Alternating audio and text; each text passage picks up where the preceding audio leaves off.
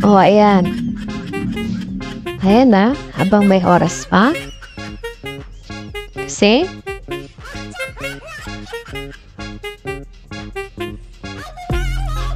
dahil para din yan sa picture mo.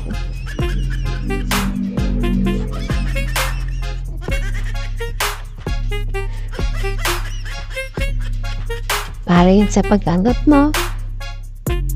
Pero sana huwag ka magtambay si Emil, ha? Kasi ang realidad, wala sa screen.